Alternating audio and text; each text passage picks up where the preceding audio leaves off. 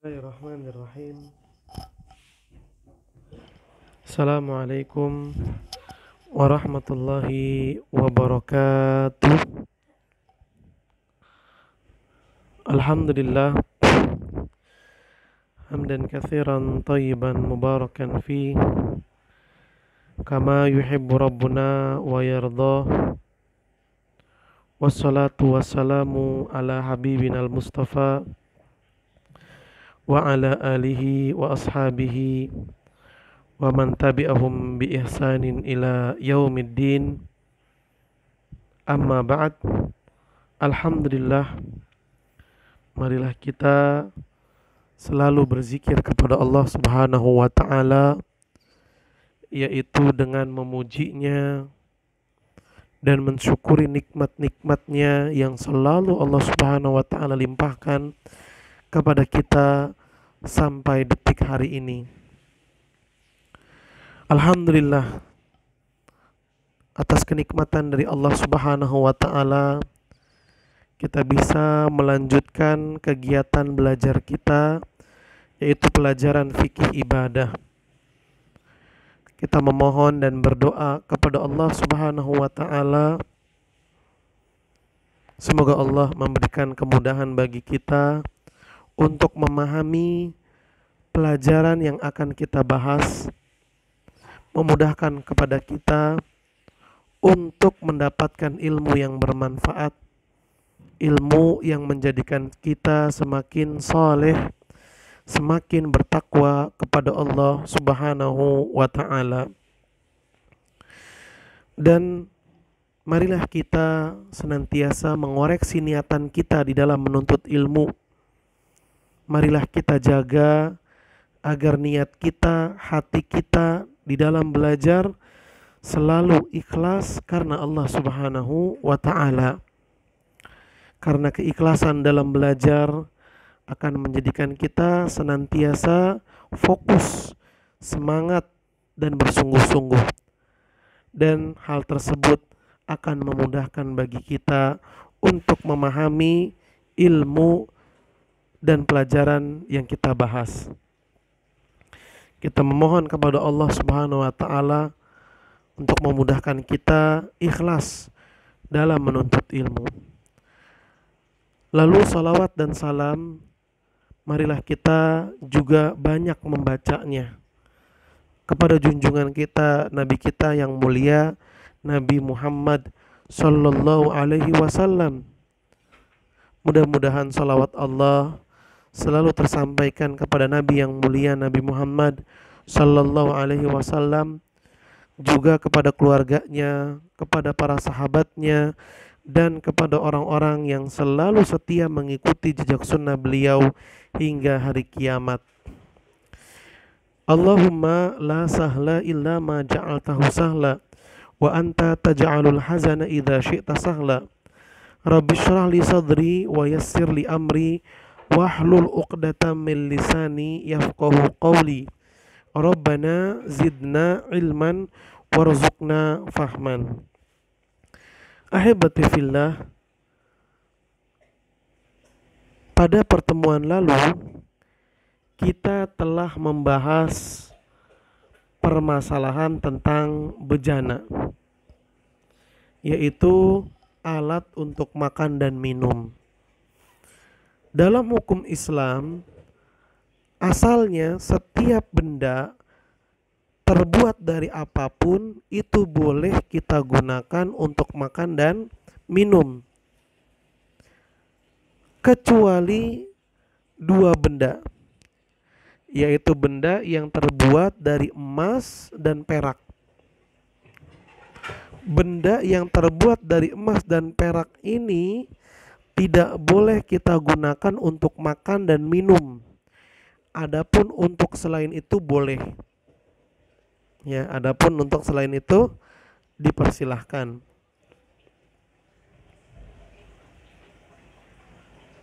Tapi untuk makan dan minum maka tidak boleh. Karena Nabi Shallallahu alaihi wasallam mengatakan, orang yang makan dan minum menggunakan bejana terbuat dari emas dan perak itu hanyalah orang-orang non muslim di dunia. mendapatkan kenikmatan itu di dunia, tapi di akhirat mereka nggak akan dapat. Sedangkan kita umat Islam, kita dilarang untuk makan dan minum menggunakan bejana emas dan perak, tapi nanti di hari kiamat kehidupan yang lebih baik dan lebih abadi, Allah memberikan kita nikmat dengan makan dan minum menggunakan emas dan perak. Dalam pembahasan kemarin kita juga membahas tentang kulit dari bangkai hewan. Apakah bisa digunakan? Islam memberikan keringanan bahwa bangkai itu tidak boleh dimakan dagingnya. Tidak bisa diambil manfaatnya kecuali dari kulitnya. Seperti seekor kambing yang sudah menjadi bangkai. Dari bangkai tersebut masih ada yang bisa kita manfaatkan. Apa yang bisa kita manfaatkan? Yang bisa kita manfaatkan dari bangkai kambing itu adalah kulitnya. Islam mengajarkan bangkai kulitnya bisa dipakai kalau kulitnya itu disamak dulu. Apa itu disamak? Disamak ialah dibersihkan, disucikan dengan air dan dengan campuran-campuran bahan yang bisa membersihkan kulit ya, dari kotoran-kotoran, sehingga kulit bangkai tadi pun menjadi bersih dan suci. Bisa dengan garam atau dengan dedaunan yang dianggap bisa membersihkan, atau benda dan zat yang lainnya. Kata Nabi SAW, ayyuma ihabin idza dubigha faqad tahura. Kulit bangkai hewan itu suci jika telah disamak. Jika telah disamak maka akan menjadi suci. Demikian pembahasan yang telah kita pelajari pada pertemuan kita di pekan lalu. Nah, insya Allah pada pertemuan kita yang sekarang ini kita akan masuk ke dalam pembahasan yang baru. Pembahasan pada bab ketiga. Silahkan kalian buka. Silahkan dibuka bukunya. Lihat kepada bab ketiga. Kitab Toharoh, kitab bersuci, bab yang ketiga, yaitu bab tentang buang hajat dan adab-adabnya. Silahkan disimak, Ustadz akan membacakan. Tolong diperhatikan, dengar dan dicatat. Kita sebagai penuntut ilmu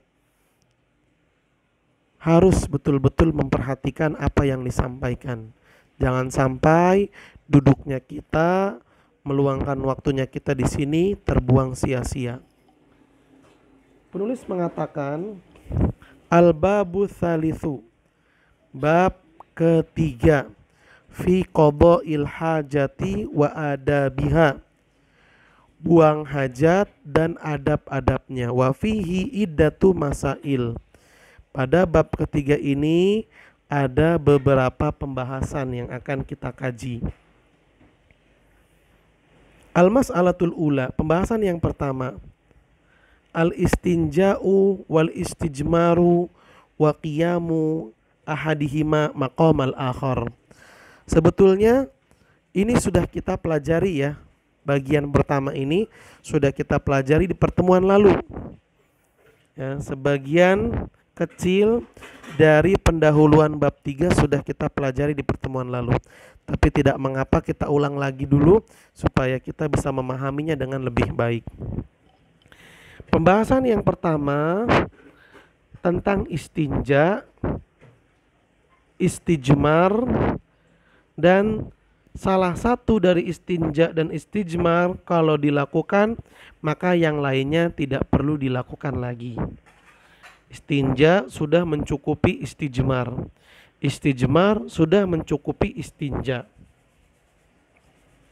Al-istinja. Apa itu istinja? Al-istinja'u izalatul khariji minas sabilaini bil ma'i. Istinja itu artinya membersihkan kotoran yang keluar dari dua lubang, dari dua jalur, dari kemaluan dan dari dubur. Kita bersihkan ya kemaluan atau dubur menggunakan air. Membersihkan kemaluan atau dubur menggunakan air setelah buang hajat disebut dengan istinja. Atau bahasa gampangnya cebok menggunakan air. Kalau istijmar apa? Penulis mengatakan wal istijmaru mashuhu bitahirin mubahin munkin kal hajari wa nahwihi. Sedangkan istijmar kita membersihkan kemaluan atau dubur setelah buang hajat menggunakan benda suci, bersih dan benda yang mubah, benda yang halal, seperti batu, daun, kayu, dan yang semisalnya dari benda yang bersih, mensucikan, dan dia halal. Artinya ya secara mudah istijmar itu kita cebok tapi tidak menggunakan air, melainkan pakai benda lain kayak kertas, tisu, kain, dan yang semisalnya. Wa yajzi'u ahaduhuma 'anil akhar. Istijmar atau istinja jika salah satunya sudah dilakukan maka yang lainnya tidak perlu dilakukan lagi. Kalau sudah istinja cukup, nggak perlu istijmar lagi. Kalau sudah istijmar cukup, tidak perlu istinja lagi. Li thubuti dzalika 'anin Nabi sallallahu alaihi wasallam. Hal ini berdasarkan dari apa yang dilakukan oleh Nabi sallallahu alaihi wasallam. Fa an Anas radhiyallahu anhu qala. Hadis diriwayatkan dari Anas radhiyallahu anhu, ia berkata, kana Nabi sallallahu alaihi wasallam yadkhulul khala fa ahmilu ana wa gulamu nahwi idawatan min ma'in wa anazatan fayastanji bil ma'i. Dalam hadis yang diriwayatkan oleh Anas radhiyallahu anhu, ia berkata, Nabi sallallahu alaihi wasallam pernah masuk ke tempat buang hajat. Nabi pernah pergi ke tempat buang hajat, lalu aku dan anak kecil yang usianya sepertiku, kami berdua membawa wadah kecil dari kulit yang diisi dengan air. Dan kami berdua juga membawa tongkat pendek. Lalu Nabi SAW setelah buang hajat, beliau beristinja dengan air tersebut. Ini dilakukan oleh Nabi SAW. Beliau istinja, ya, membersihkan diri setelah buang hajat menggunakan air. Wa an Aisyah radhiyallahu anha 'anin Nabi sallallahu alaihi wasallam qala. Dan juga berdasarkan hadis yang diriwayatkan oleh Aisyah radhiyallahu anha dari Nabi sallallahu alaihi wasallam, beliau bersabda, idza dhahaba ahadukum ilal ghaiti falyastatib bi thalathati ahjarin fa innaha tujzi'u anhu. Kata Nabi sallallahu alaihi wasallam, bila salah seorang dari kalian pergi ke tempat buang hajat, jika salah seorang dari kalian pergi ke tempat buang hajat, maka hendaknya ia membersihkan diri dengan 3 batu. Nah, Nabi membolehkan. Silakan dia membersihkan diri menggunakan 3 batu. Karena yang seperti itu dinyatakan cukup. Boleh. Dalam hukum Islam, orang yang cebok menggunakan batu sebanyak 3 buah dinyatakan sudah bersih.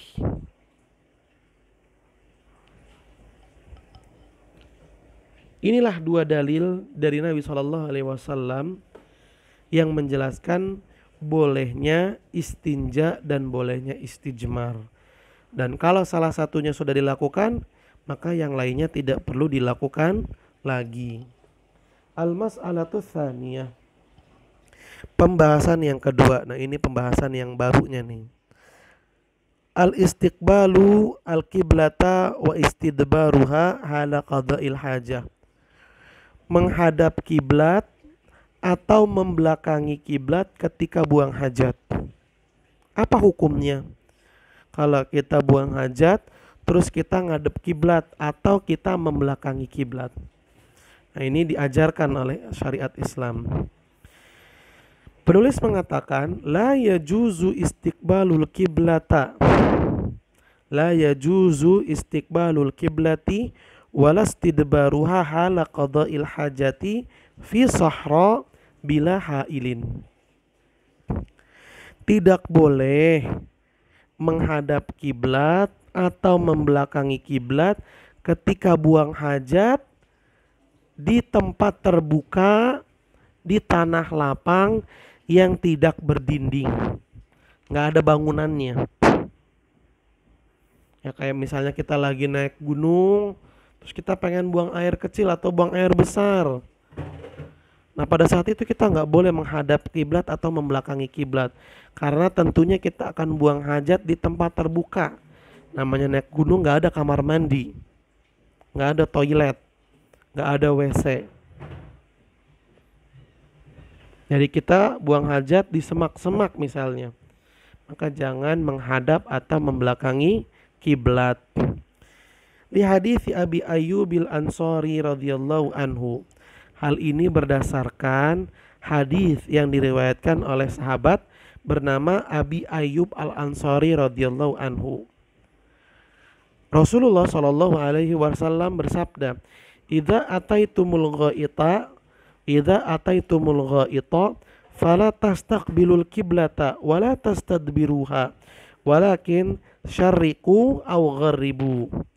Qala Abu Ayyubin faqadimna Syam fawajadna marahidha qad buniyat nahwal Ka'bah fananharifu anha wa nastaghfirullah.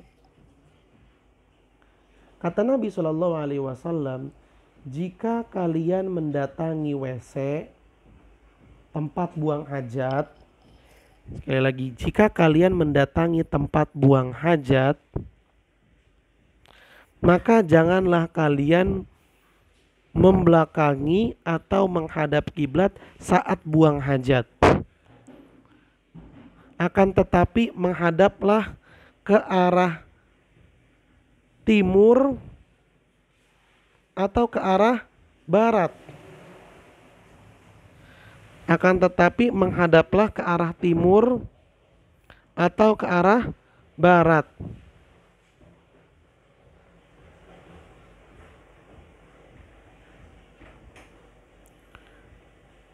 Ini perintah dari Nabi SAW. Kemudian Abu Ayyub berkata, kami pun datang ke kota Syam dan di sana kami melihat WC dibangun menghadap kiblat, maka kami pun berpaling dari kiblat. Ya, kami pun berpaling dari kiblat, nggak mau menghadap atau membelakangi kiblat saat buang hajat, dan kami pun memohon ampun kepada Allah Subhanahu wa taala. Nah, dalam hadis ini kata Nabi SAW, ketika buang hajat hadaplah ke arah timur atau ke arah barat. Nah, kalau di Indonesia malah salah. Tapi kalau di Madinah, iya benar. Karena kalau orang menghadap barat atau menghadap timur, saat itu dia tidak menghadap atau membelakangi kiblat.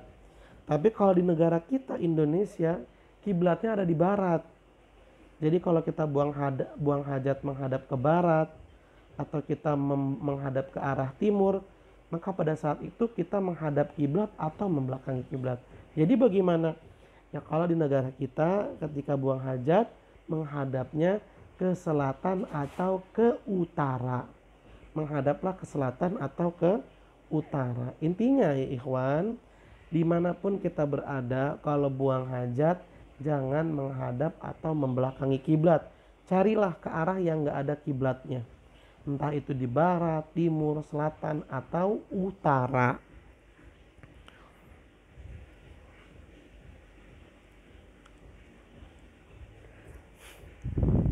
Amma in kana fi bunyanin aw kana bainahu wa bainal kiblati syai'un yasturuhu fala ba'sa bidzalika li hadits Ibnu Umar radhiyallahu anhuma annahu ra'a Rasulullah sallallahu alaihi wasallam yabulu fi baitihi mustaqbil syami mustadbiral ka'bati.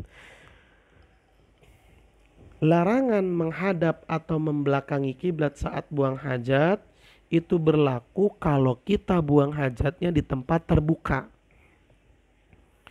ya, di luar kamar mandi, di luar WC.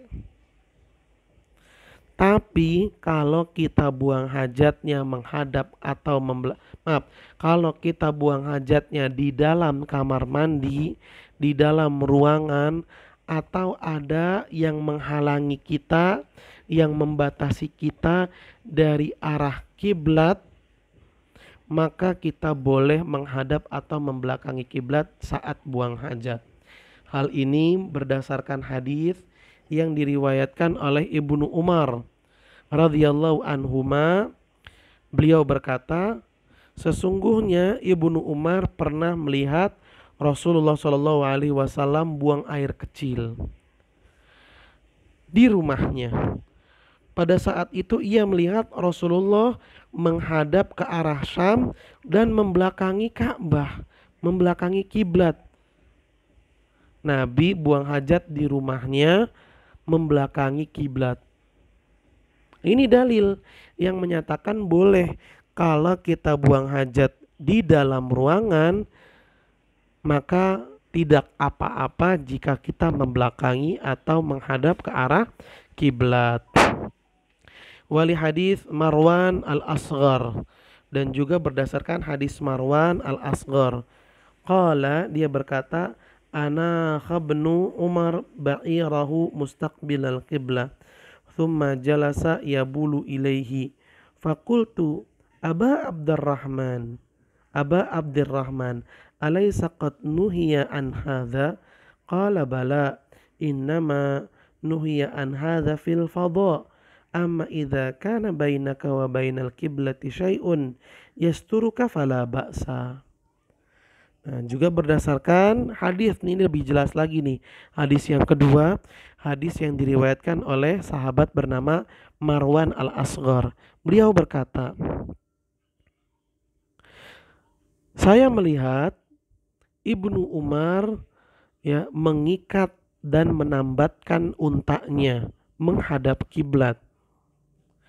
Kemudian Ibnu Umar duduk, lalu dia kencing menghadap ke arah kiblat, yang mana antara dirinya dengan kiblat dihalangi oleh unta. Ada pembatas yaitu unta. Jadi ini kiblat, ya, ini kiblat, ini Ibnu Umar. Ya, di mana dia buang air kecil mengarah ke arah kiblat.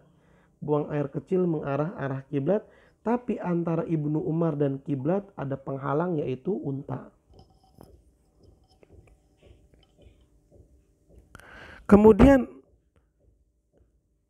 Marwan al-Asghar pun bertanya, wahai Abu Abdurrahman, ini panggilannya Ibnu Umar, bukankah hal yang seperti ini telah dilarang dalam Islam? Maka Ibnu Umar pun menjawab, iya benar, hal seperti ini dilarang kalau dilakukan di tempat terbuka. Tapi jika dilakukan di tempat yang kamu dengan kiblat ada penghalang, ada pembatas, maka tidak apa-apa. Artinya apa? Kalau kita buang hajat menghadap kiblat atau membelakanginya dan ada pembatas, maka tidak apa-apa.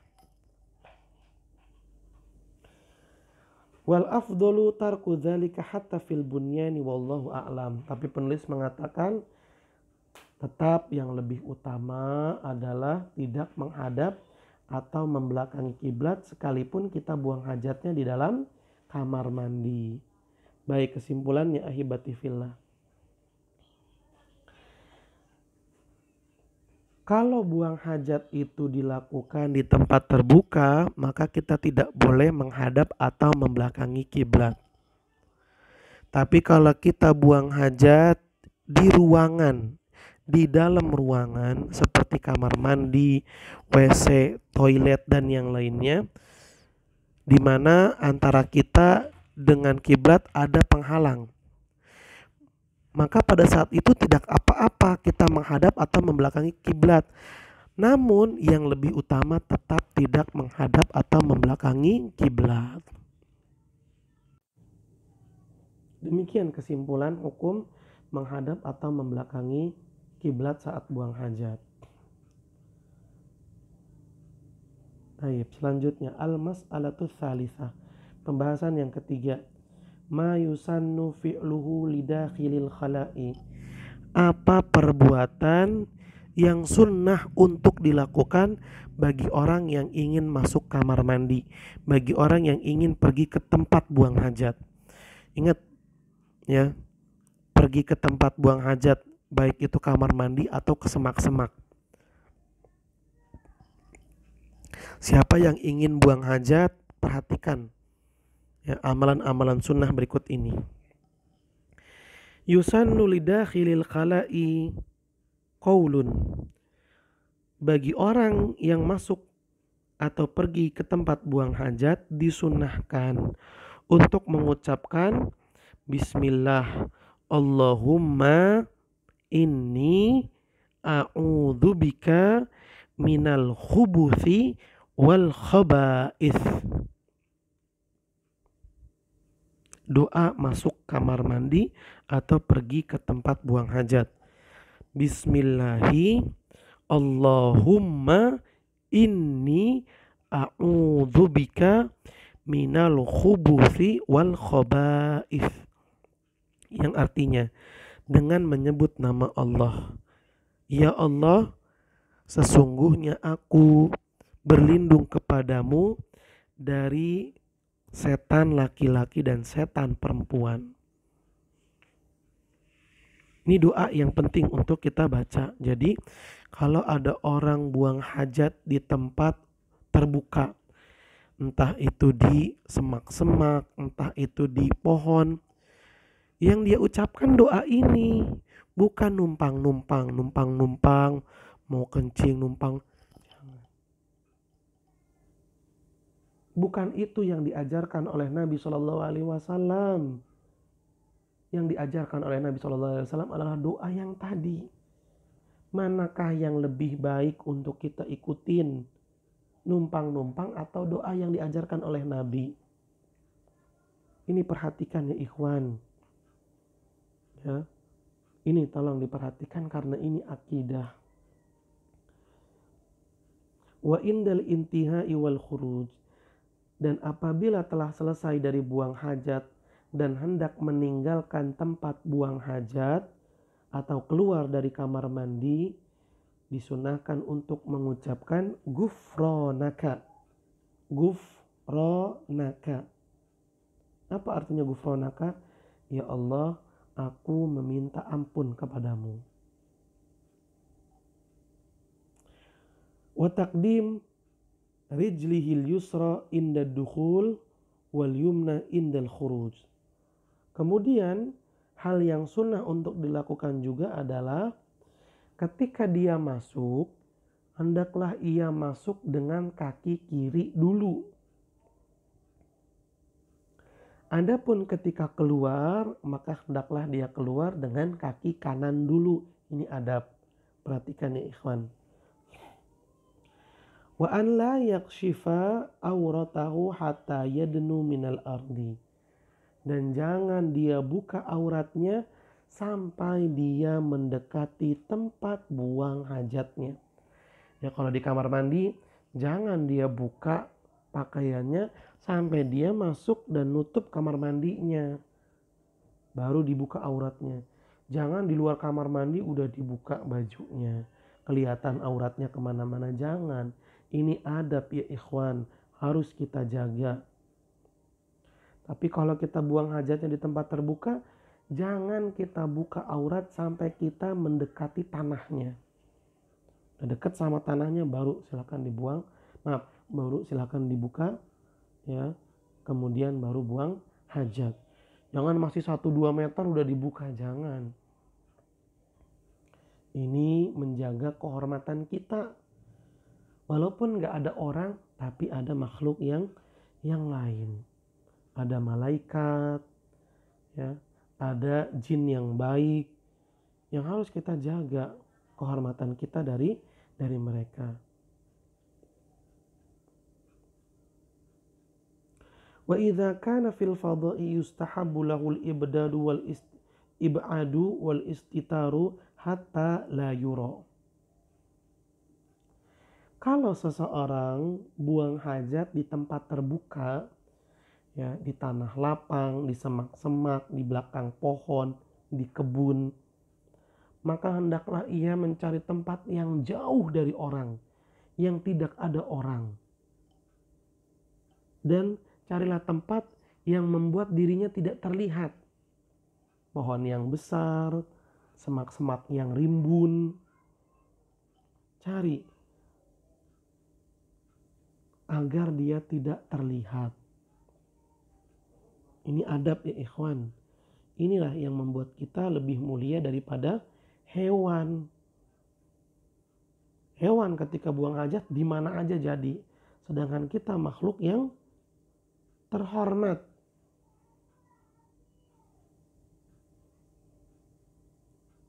Seperti yang Allah Subhanahu wa taala nyatakan, laqad khalaqnal insana fi ahsani taqwim. Allah menciptakan kita dalam kondisi yang paling baik. Maka kita jaga.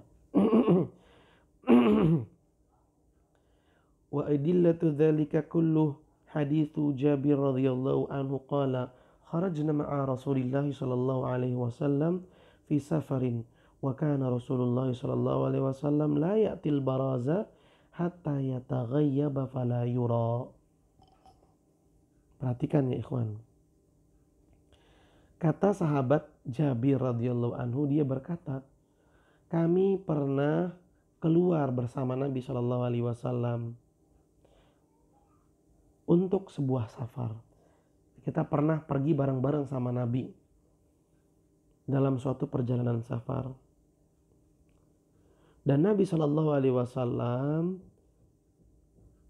tidak datang ke tanah tempat buang hajat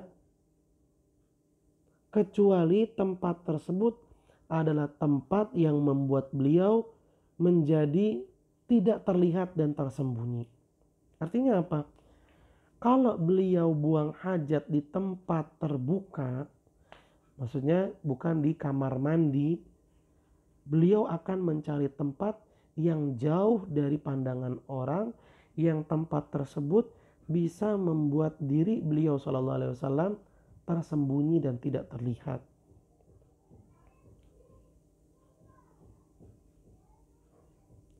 Wa hadits Ali radhiyallahu anhu qala Rasulullah sallallahu alaihi wasallam sitru ma bainal jinni wa awrati bani Adam idza dakhala al-khala an yaqula bismillah.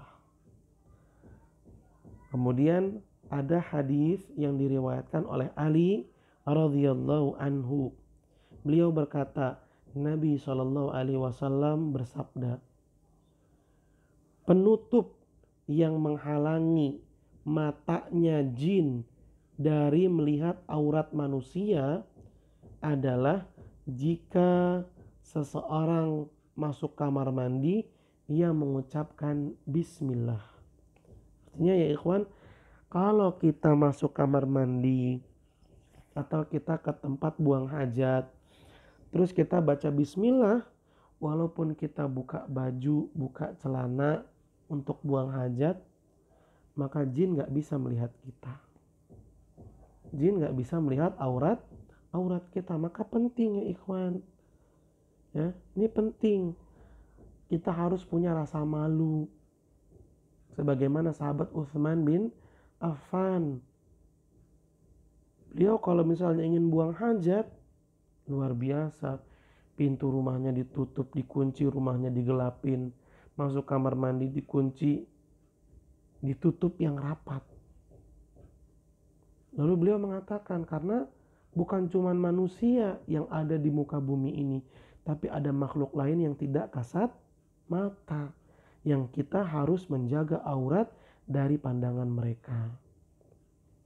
Nabi SAW mengajarkan baca bismillah supaya aurat kita tetap tidak bisa dilihat. Wa haditsu Anas radhiyallahu anhu kana Nabi sallallahu alaihi wasallam idza dakhala al-khala qala Allahumma inni a'udzubika minal khubuthi wal khaba'ith. Dan juga hadis yang diriwayatkan oleh Anas radhiyallahu anhu, ia berkata, dulu Nabi sallallahu alaihi wasallam jika masuk ke kamar mandi atau pergi ke tempat buang hajat, beliau akan membaca Allahumma inni a'udzubika minal khubuthi wal khaba'is. Ya Allah, sesungguhnya aku berlindung kepadamu dari setan laki-laki dan setan perempuan. Wa haditsu Aisyah radhiyallahu anha, dan juga hadis yang diriwayatkan oleh Aisyah radhiyallahu anha, kana sallallahu alaihi wasallam idza kharaja minal khala'i qala ghufranaka.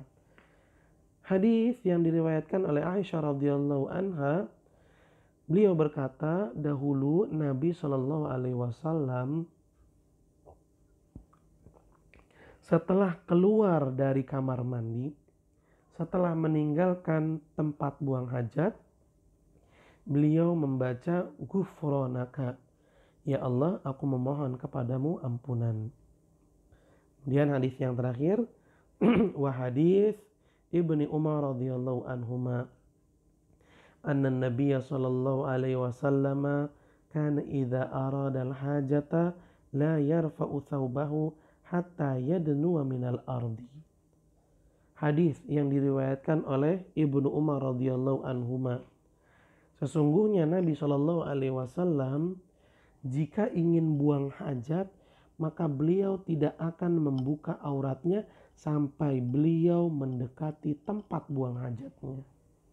Inilah hadis-hadis yang menerangkan kepada kita amalan-amalan sunnah ketika buang hajat. Lihatlah ahibati fillah, ketika buang hajat pun ada sunnah-sunnahnya yang harus kita perhatikan, yang harus kita jaga agar kita menjadi orang yang selalu dicintai oleh Allah Azza wa Jalla. Selanjutnya al-mas'alatur rabi'ah, pembahasan yang keempat. Perhatikan ahibati fillah. Ma yahrumu fi'luhu ala man arada qada al-hajati. Perkara-perkara haram bagi orang yang ingin buang hajat. Apa amalan-amalan yang tidak boleh dilakukan?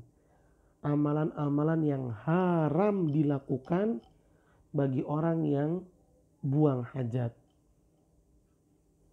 Yahrumul baulu fil ma'ir raqidi, li hadithi Jabir anin Nabi sallallahu alaihi wasallam annahu naha anil bauli fil ma'ir raqidi. Haram buang air kecil di air yang menggenang, tidak mengalir. Haram buang air kecil di air yang menggenang.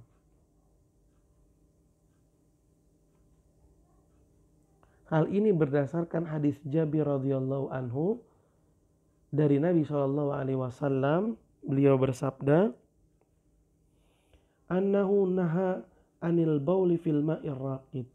Nabi Shallallahu alaihi wasallam melarang kencing, buang air kecil di air yang menggenang, air yang enggak mengalir. Airnya diem, enggak boleh. Wa yahrumu alaihi al-baulu awil ghaid fit tariqi aw fi dhilli aw fil hadaiqil amati aw tahta syajaratin muthmiratin aw mawaridil miyah. Begitu pula haram buang air kecil dan haram buang air besar di jalanan, tempat orang berlalu, atau di tempat orang berteduh. Juga tidak boleh di taman-taman umum dan tidak boleh di bawah pohon yang berbuah, serta di tempat-tempat saluran air atau di tempat-tempat penampungan air. Saluran air di sini maksudnya saluran air bersih ya, bukan got atau selokan atau comberan. Ya, bukan di situ, tapi maksudnya saluran air adalah air bersih atau tempat penampungan air. Lihat, nggak boleh buang air kecil dan buang air besar di tempat orang berlalu, di jalanan. Kenapa? Karena itu mengganggu. Ih, bau banget sih. Menzolimi orang lain. Di tempat berteduh, seperti halte bus atau tempat berteduh yang lainnya, yang umumnya digunakan sama orang untuk berteduh, ini nggak boleh. Nggak boleh di taman-taman yang banyak orang berkumpul, taman-taman umum. Tempat-tempat berkumpulnya orang.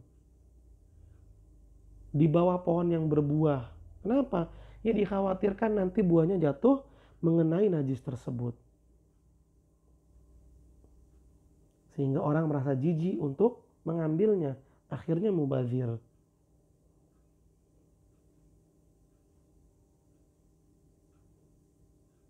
Dan di tempat-tempat penampungan air atau saluran air bersih.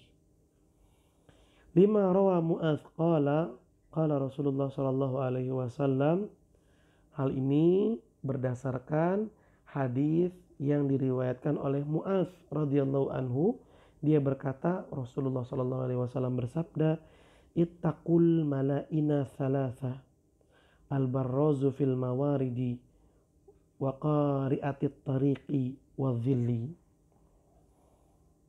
Kata Nabi sallallahu alaihi wasallam, takutlah kalian dari tempat laknat. Maksud tempat laknat apa? Tempat yang mendatangkan laknat. Jauhilah oleh kalian tempat-tempat yang mendatangkan laknat. Ada 3 kata Nabi. Apa? Yang pertama, buang hajat di saluran air. Yang kedua, buang hajat di tengah jalan. Yang ketiga, buang hajat di tempat berteduh atau di bawah pohon. Karena kalau kita buang air kecil saja di tempat berteduh, kemudian jadi bau pesing, bayangkan berapa orang yang akan tersiksa dan nyumpain, mendoakan keburukan. Na'udzubillahi min dzalik.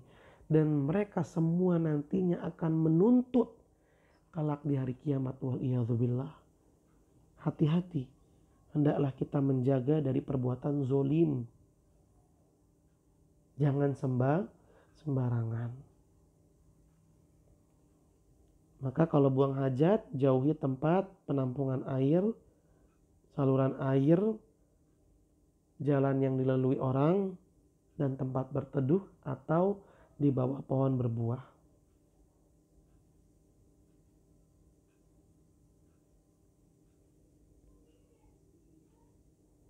Wali hadis Abi Hurairah radhiyallahu anhu anna Nabiy sallallahu alaihi wasallam qala ittaqu la'inain. Qalu wa ma la'inan ya Rasulullah? Qala alladhi yatakhalla fi tariqin nasi aw fi dhillihim. Dalam hadis yang lain, Nabi sallallahu alaihi wasallam juga bersabda, hadis yang diriwayatkan oleh Abi Hurairah radhiyallahu anhu, bahwa Nabi Shallallahu Alaihi Wasallam bersabda, takutlah kalian dari dua perbuatan yang mendatangkan laknat. Jauhilah oleh kalian dua perbuatan yang akan mendatangkan laknat. Maka para sahabat pun bertanya, apa dua perbuatan yang mendatangkan laknat tersebut wahai Rasulullah? Nabi Shallallahu Alaihi Wasallam menjawab, yaitu orang yang buang hajat di jalan tempat berlalunya manusia atau buang hajat di tempat berteduhnya manusia. Ini harus kita perhatikan ya ikhwan, karena kita sendiri mendapati banyak halte-halte bus yang bau pesing, terminal-terminal yang baunya nggak karuan, atau taman-taman tempat orang berteduh, olahraga, ya, bermain, baunya nggak karuan. Na'udzubillahi min dzalik. Jauhi hal tersebut. Alhamdulillah sekarang banyak fasilitas kamar mandi, banyak fasilitas WC umum. Datangkan, jangan malas. Lebih baik kita membayar Rp2.000 daripada gratis tapi mendatangkan laknat dan sumpah serapah dari orang yang kita zolimi. Kemudian hal yang diharamkan juga, wala yumsik dzakarahu biyaminihi wa huwa yabul wala yastanji biha liqaulihi sallallahu alaihi wasallam idza bala ahadukum fala ya'khudhanna dzakarahu biyaminihi wala yastanji biyaminihi. Haram memegang kemaluan ketika buang air kecil dengan tangan kanan, nggak boleh. Begitu pula tidak boleh cebok pakai tangan kanan, nggak boleh megang kemaluan pakai tangan kanan, nggak boleh cebok pakai tangan kanan. Hal ini berdasarkan sabda Nabi Shallallahu Alaihi Wasallam, jika salah seorang di antara kalian buang air kecil, maka jangan dia pegang kemaluannya menggunakan tangan kanan. Dan jika dia buang hajat, jangan dia cebok menggunakan tangan kanan. Ini adab yang harus kita perhatikan, ahibati fillah. Kama yahrumu alaihi qiraatul Qur'an wa yahrumu alaihi al-istijmaru birrawth awil azam aw bita'amil muhtaram. Li hadits Jabir radhiyallahu anhu, nahan Nabi sallallahu alaihi wasallam an yatamassaha bi azamin aw bi ba'rin.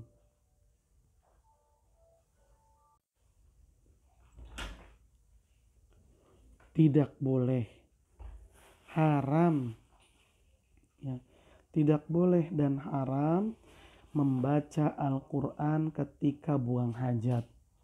Lagi kencing atau buang air besar nggak boleh. Jangankan baca Quran, ngomong aja nggak boleh. Berbicara tidak boleh. Begitu pula haram jika kita istijmar, ya, cebok menggunakan benda, bukan pakai air. Kalau istijmarnya menggunakan raus atau azam atau ta'amil muhtaram. Apa itu raus? Raus artinya adalah kotoran hewan. Nggak boleh kita cebok pakai kotoran hewan, kotoran kering misalnya ya, yang udah seperti batu, itu nggak boleh. Atau pakai tulang, nggak boleh. Atau pakai makanan, nggak boleh. Apalagi zaman sekarang banyak orang melakukan tindakan yang nyeleneh, ya. Orang misalnya pengen cebok pakai makanan, ini nggak boleh, ini haram. Karena makanan itu harus dihargai dan dijaga, jangan mubazir. Hal ini berdasarkan hadis yang diriwayatkan oleh Jabir radhiyallahu anhu. Beliau berkata, Nabi Shallallahu Alaihi Wasallam melarang istijmar menggunakan tulang dan kotoran hewan. Wa yahrumu qada'ul hajati baina kuburil muslimin. Qala Nabi Shallallahu Alaihi Wasallam, la ubali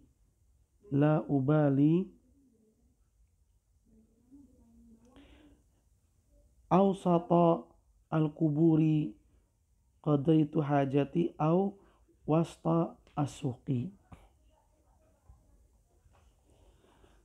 Kata Nabi Shallallahu Alaihi Wasallam, ya, ini membahas tentang tidak boleh dan haram buang hajat di kuburan pemakaman umat Islam. Nggak boleh buang hajat di kuburan. Sebagaimana Nabi Shallallahu Alaihi Wasallam bersabda, la an amshiya ala jamratin aw sayfin aw akhsifa na'ali birijli ahabbu ilayya min an amshi ala qabri muslim wa ma ubali awsata awastal kuburi qadaitu hajati awasta suqi. Kata Nabi Shallallahu Alaihi Wasallam, sesungguhnya aku berjalan di atas bara atau di atas pedang yang tajam, atau aku menambal sandalku dengan kakiku. Ya, sandalnya bolong, udah kakinya kena aspal. Tentunya sakit. Kata Nabi, itu lebih aku sukai, lebih mending, lebih baik daripada aku berjalan menginjak-injak kuburan seorang muslim. Dan aku tidak peduli, maksudnya dilarang, gak boleh buang hajat di kuburan atau di tengah pasar. Semuanya itu merupakan perbuatan buruk dan dilarang. Tidak boleh dalam Islam. Inilah perbuatan-perbuatan yang haram untuk dilakukan ketika buang hajat. Hendaklah seseorang memperhatikannya agar ia tidak melakukan perbuatan yang salah. Lalu pembahasan yang terakhir, al-mas'alatul khamisatu, pembahasan yang kelima, ma yukrahu fi'luhu lil mutakhalli, perkara, perbuatan dan amalan yang makruh untuk dilakukan bagi orang yang buang hajat. Kalau tadi haram, nah sekarang makruh. Perbuatan makruh ketika buang hajat.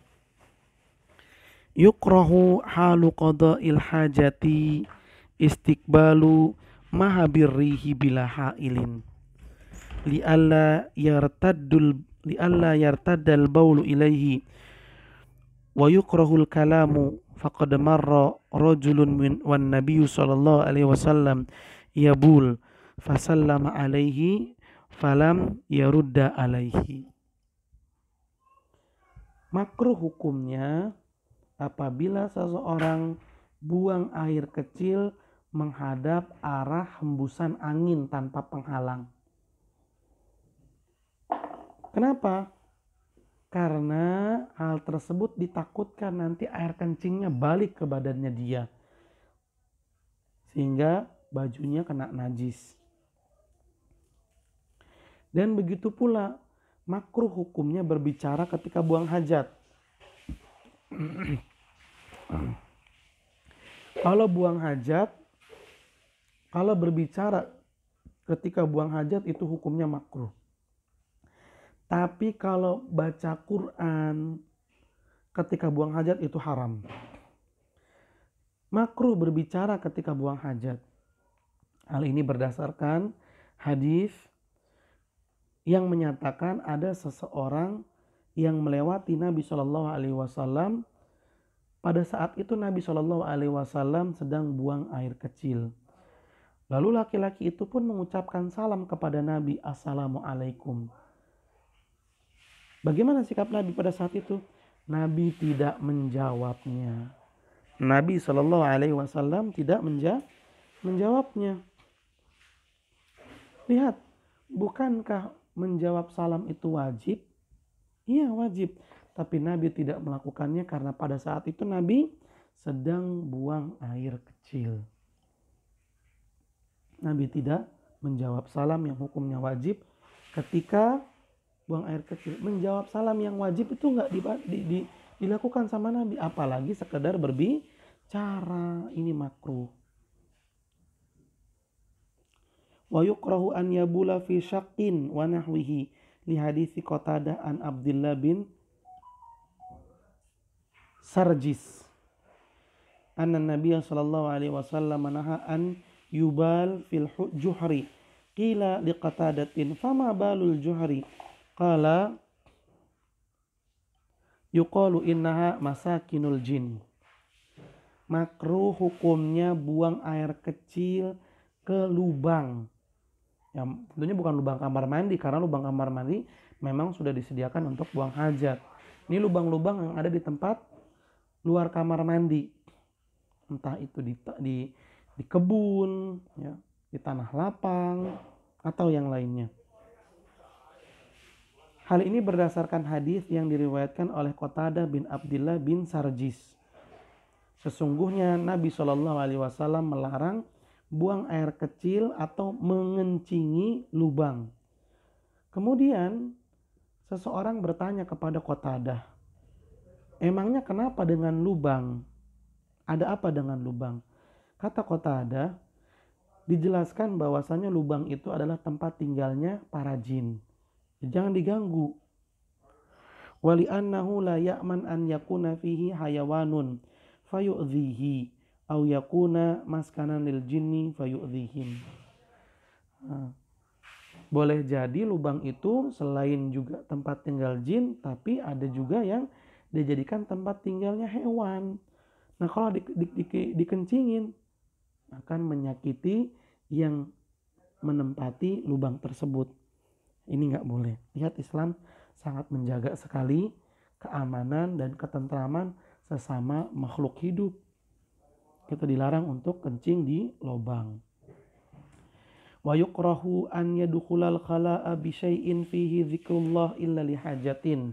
Lianna Nabiya sallallahu alaihi wasallam idza dakhala al khala'a wada'a khatimahu. Makruh hukumnya masuk ke kamar mandi atau mendatangi tempat buang hajat sambil membawa sesuatu yang di situ ada tulisan Allah. Yang di situ ada tulisan Allahnya. Nggak boleh kita masuk kamar mandi membawa sesuatu yang ada tulisan Allahnya. Kecuali jika mendesak. Contoh misalnya, ya, kalungnya istri kita misalnya, kalungnya seorang perempuan itu gantungannya berbentuk Allah misalnya. Misal. Lalu dia sedang di luar rumahnya. Dia lagi di luar rumahnya. Kemudian dia butuh masuk ke kamar mandi umum. Nah, kalau dia taruh di luar, bisa diambil sama orang nantinya. Maka dia boleh bawa, yang penting ditutupi dengan aman. Hal ini berdasarkan dalil dari hadis yang mengatakan bahwasanya Nabi Shallallahu Alaihi Wasallam jika masuk kamar mandi, cincin yang beliau pakai beliau copot, beliau taruh. Karena Nabi pakai cincin, ya, dan cincinnya Nabi ada tulisannya Muhammad Rasulullah. Ada tulisan Allahnya, makanya sama Nabi dicopot dulu. Amma indal hajati wad darurati fala ba'sa. Adapun jika ada kebutuhan mendesak seperti yang tadi Ustaz contohkan, maka tidak apa-apa dibawa masuk. Kal hajat ila dukhuli bil awraqin naqdiyatil lati fiha ismullah fa innahu in tarakaha kharijan kanat urdatan lis sarakati awin nisyan. Contoh lain misalnya ada uang kertas di mana pada uang tersebut ada tulisan Allahnya, misal ada tulisan Allahnya. Kalau uangnya itu ditaruh di luar kamar mandi, nanti bisa dicuri atau lupa terus ketinggalan, maka boleh dibawa. Yang penting disimpan, ya, ditutup dengan rapat, jangan terbuka, ditutup dengan rapat. Baru boleh dibawa masuk. Ammal mushaf fa innahu yahrumud dukhulu bihi sawa'un kana dhahiran aw khafiyan. Li'annahu kalamullahi wa huwa ashraful kalam wa dukhulul khala'u bihi fihi naw'un minal ihana. Adapun membawa masuk mushaf, membawa masuk Al-Quran ke kamar mandi ini haram. Gak boleh sama sekali. Mau ditaruh di dalam tas, diumpetin, atau tidak ya, mau dipegang secara terbuka atau dimasukin ke dalam tas, tetap taruh di luar kamar mandi. Jangan dibawa masuk. Karena mushaf itu adalah firman-Nya Allah, perkataan Allah, dan ia adalah perkataan yang paling mulia.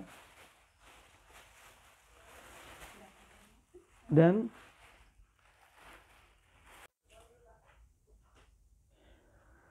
karena masuk kamar mandi sambil membawa Al-Quran, itu merupakan bentuk tidak menghormati Al-Quran. Ini dia ahibati fillah, perkara-perkara yang makruh untuk dilakukan ketika buang hajat. Silakan dicatat dengan rapi dan dengan baik agar kita bisa dengan mudah memurojaahnya. Baik, mungkin sampai di sini perjumpaan kita pada kesempatan kali ini. Mudah-mudahan apa yang disampaikan bermanfaat, bisa kita pahami dengan baik dan mendatangkan ilmu yang barokah. Terima kasih banyak atas perhatiannya. Mohon maaf apabila ada kekurangan dan kesalahan. Kita tutup dengan membaca doa kafaratul majlis. Subhanaka Allahumma wa bihamdika asyhadu an la ilaha illa anta astaghfiruka wa atubu ilaik. Billahi taufiq wal hidayah. Assalamualaikum warahmatullahi wabarakatuh.